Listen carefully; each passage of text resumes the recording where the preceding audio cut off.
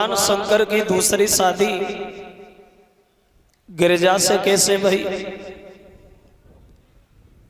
सुखदेव समझा रहे, सुनो महाराज, पहले जन्म में जब ये सती के रूप में गिरिजा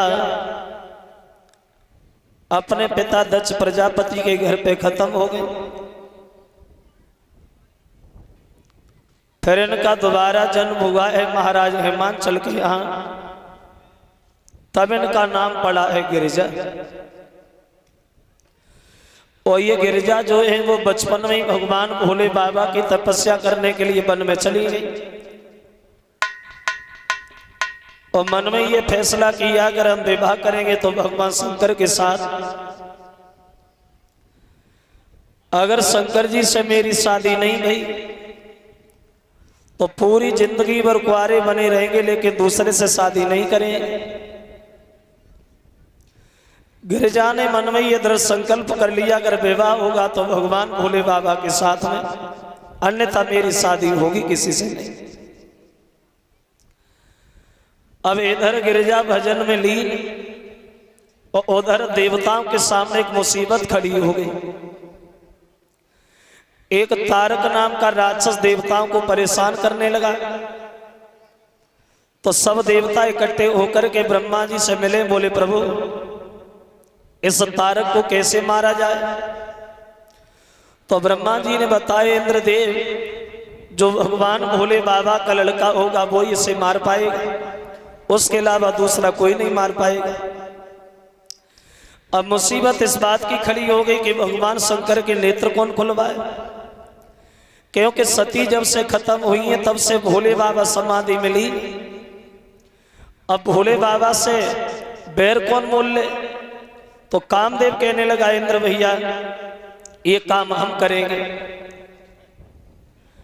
अगर देवताओं के हित में हमारी जान भी जाती है तो ये हम अपनी जान भी दे देंगे, लेकिन भोले बाबा के नेत्र हम खुलवाएं। अब चला है वो कामदेव जहां बरसों से भोले बाबा कैलाश पर्वत पे बैठे। कामदेव जब जागा तो बीहड़ वन में उपवन बना दिया, ग्रीष्म बसंत बना डाली, लेकिन भोले बाबा के नेत्र नहीं खुले। हैरान हो गया कामदेव, बोले भोले बाबा नेत्र तो खोलने पड़ेंगे, हम ऐसे तो नहीं माने। तो कामदेव ने अपना आखिरी दाव चला, वो अपनी पत्नी रति से इशारा दिया है, रति तुम धनुष बन जाओ। तो रति को धनुष बनाया और उसमें कुसुम नाम का बाण रख के जब भोले बाबा के मारा तो शंकर जी के नेत्र तो खुले।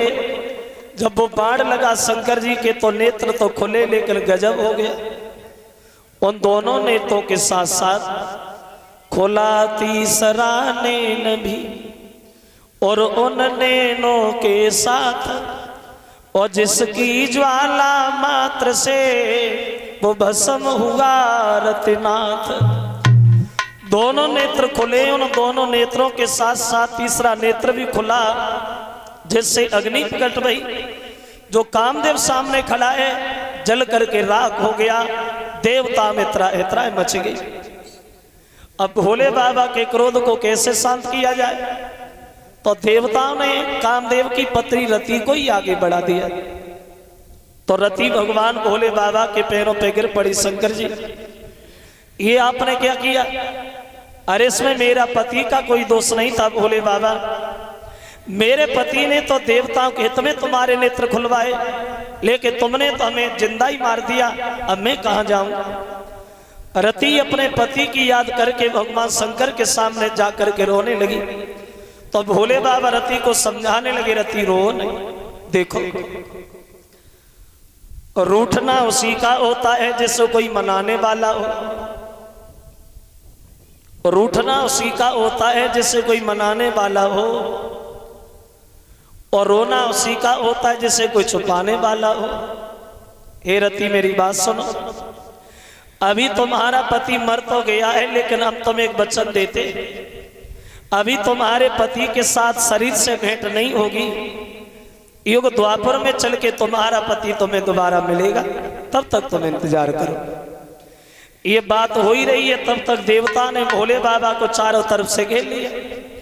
देवता लोग कहने लगे प्रभु शादी कर लो।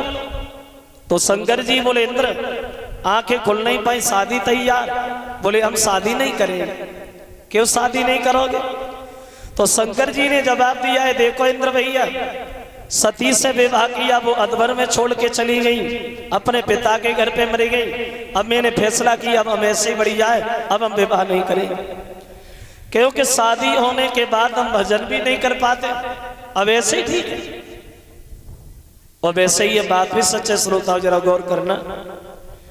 वैसे एक विद्वान ये बता रहा है कि आदमी की जब तक शादी न हो तब तक तो जीवन बढ़िया है, शादी न हो तब तक। और शादी होने के बाद आदमी की वो दशा हो जाती है, आदमी दूसरे की सेवा करने की बात कौन कहे, आदमी अपने शरीर की सेवा करना ही भूल जाता है शादी होने के बाद। ऐसे मानो जैसे ट्रैक्टर होता है ना, ट्रैक्टर, तुम ट्रैक्टर की ट्राली में 4000 ईंटें भरो, जोले ताकत रातो तोले खींचत रातो, जो न खींच पातो तो मूड उठा तो धरिमा तो उठा तो धरिमा तो का कर खींच भी तो है ही है। ऐसे ही आदमी की जिंदगी, शादी होने के बाद आदमी की वो दशा हो जाती है कि कभी कहता है कुआरे हते बड़े सुखारे हते, लेकिन जब विवाह हुआ है तब से बड़ा परेशान है। तो भोले बाबा बोले भैया हम शादी नहीं करेंगे। तो इंद्र कहने लगा प्रभु शादी तो करनी पड़ेगी, अगर आप शादी नहीं करोगे तो देवता एक भी नहीं रहेगा, शादी तो करनी पड़ेगी भोले बाबा। जब ज्यादा विनय किए तो बोले हमसे विवाह करेगा कौन? तो महात्मा सप्तऋषि बोले शंकर जी, हेमांचल की लड़की गिरिजा वर्षों से तुम्हारी तपस्या में लीन, क्या उसे गिरिजा को तपस्या का फल नहीं मिलेगा? गिरिजा से शादी कर लो। तो शंकर जी ने जवाब दिया महात्मा एक काम करो, उस लड़की को तुम पूछ के आओ कहीं हमारा नाम धोखा से तो नहीं निकल गया। अगर उसने मना कर दिया तो अब महात्मा सप्तऋषि गिरिजा की अजमाइश करने के लिए फिर चले और गिरिजा से जाके बोले ए बेटी गिरिजा, क्या तू अभी शंकर जी से विवाह करेगी? बोले क्यों? जवाब दिया मैंने तुझसे तभी मना किया था कि भोले बाबा को भूल जा, तू जिससे शादी करना चाहती है ना, उन भोले बाबा ने पता क्या किया? बोले क्या किया? तो महात्मा सप्तऋषि कहने लगे बेटी गिरिजा सुनो, मैंने तुमसे तभी मना किया लेकिन तुमने हमारी बात नहीं मानी। और बोले कि गिरिजा अब तब समझाते थे और कि नाचना चाहती हो,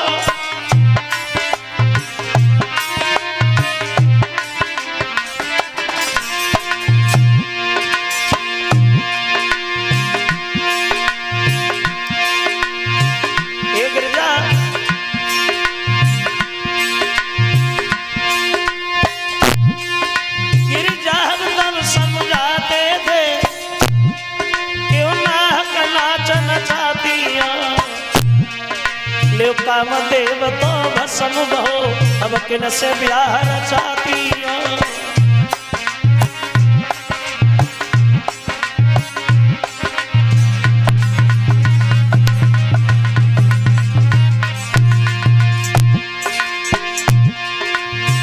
गिरिजा से महात्मा बोले बेटी गिरिजा, भोले बाबा ने कामदेव को मार दिया, क्या तू अब भी उनसे विवाह करेगी?